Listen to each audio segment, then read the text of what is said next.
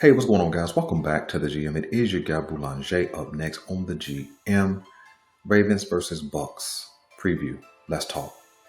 The Baltimore Ravens take on the Tampa Bay Bucks on Monday Night Football, prime time. And I think truly this is going to be one of the toughest matchups the Baltimore Ravens would have faced this season. With understanding that we faced off against Mahomes and the Chiefs in game one, we lost against the Raiders. We faced some big time offenses like the Dallas Cowboys. We faced a hot Buffalo Bills team. And we got into a shootout with the Bengals and then played the Washington Commanders, who also had come in hot. But the reason why I think that the Tampa Bay Buccaneers pose the biggest threat throughout the whole season is they probably bring the most complete team to the table. Right? Not the most elite team, not the most dominant team, but the most complete team, both offensively and defensively. Let's talk about the Baltimore Ravens offense versus the Tampa Bay Buccaneers defense. I think that the Ravens offense has allowed the run game to set up everything. The run game sets up the short passing game. The run game sets up the intermediate. It also sets up the wide receiver screens and things like that, which has led to a lot of success. But although the Tampa Bay Buccaneers are not dominant against the run, they're not a top 10 team against the run, they absolutely have what you would call an immovable force in Vita Vea, who kind of stands in the middle of that defense. And he's the type of player who can give some pass rush for a man his size. He's the type of player who can solidify all things in the trenches for that Tampa Bay defense and allow the other guys to kind of do their job with a level of ease, because he kind of plugs everything from the center and guards both, because he's such a massive guy who can move super well. So I think that the Baltimore Ravens will have to be creative in the run game, because you're not going to run through him. You're going to only hope to be able to run around him.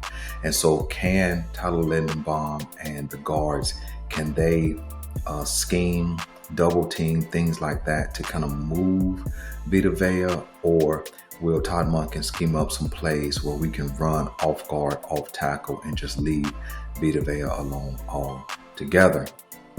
So the Tampa Bay Buccaneers are really solid in the trenches, led by him. They have some fast-flowing linebackers, because the Tampa Bay defensive front is able to kind of hold their own. They're kind of able to keep the linebackers clean. Those linebackers are able to flow to the ball. You can run against this team. Some teams have had a lot of success running, and then some teams have had absolutely no success. I think it's going to be dependent upon the day, the time, and the personnel that an offense puts on the field against that front seven. And then in that secondary, they're led by one of the, if not the best free safeties in the league, in Winfield Jr. And they have good corners. I believe their corners are Carlton Davis and somebody, I can't remember the other guy's name. And so Tampa Bay is solid from front to back defensively. Again, not elite necessarily, but they are absolutely solid from front to back. No slouches, and they're not going to beat themselves. You're going to have to go and beat them.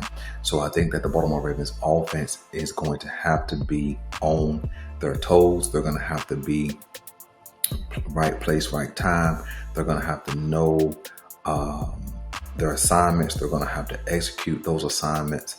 And I think that this is going to be one of those Action Jackson games, unlike what we've seen over the last couple of weeks. The duties offensively have been kind of spread out between Lamar Jackson and Derrick Henry, Zay Flowers, so on and so forth. But I think this is going to be one of those games where it's going to have to be Lamar putting on the cape early and closing it out late. I think Tampa Bay presents that kind of opposition. When we think about the Tampa Bay Buccaneers offense versus the Baltimore Ravens defense, everything that they do well, we do poorly when it comes to offense versus defense. The Tampa Bay Buccaneers have exactly what we don't do well. Anytime we face a team who has a legit number one wide receiver, that number one wide receiver dominates. with the exception of Terry McLaurin.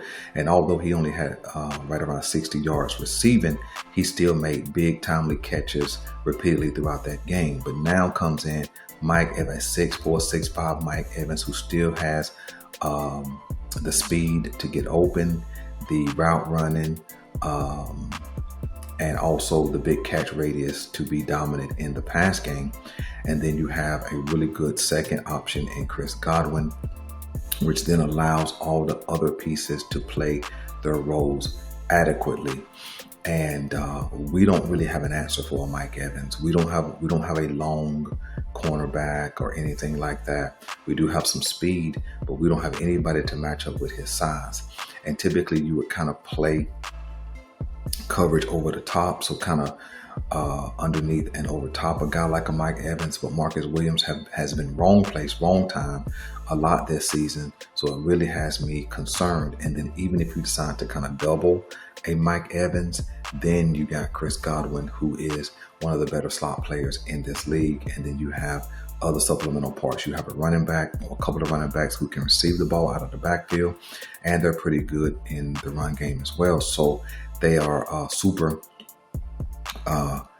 balanced offensively. The offensive line can be suspect in the games that they lost this season, that being Tampa Bay.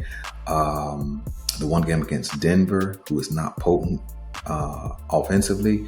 The Denver Broncos defense actually came up with 7 sacks against Baker Mayfield. In the other game that they lost, when you pull the statistics and look at the game tape, there's really no rhyme or reason Tampa Bay should have lost that game other than just poor execution. So I think that, this is not my keys to victory. Kind of one key to victory is I think that you're going to have to hit Baker often. Even if you're not sacking him, you're going to have to make him know that you're there. That's kind of what you've seen throughout Baker Mayfield's career. If he can stand, he does have some mobility, but he would rather stand in the pocket and deliver strikes. And he does have the personnel to do so. He does have the accuracy to do so. And so you're going to have to be willing to blitz him a little bit.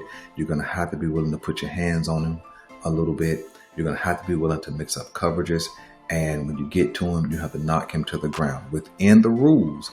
But that's how you get a Baker Mayfield off of his game.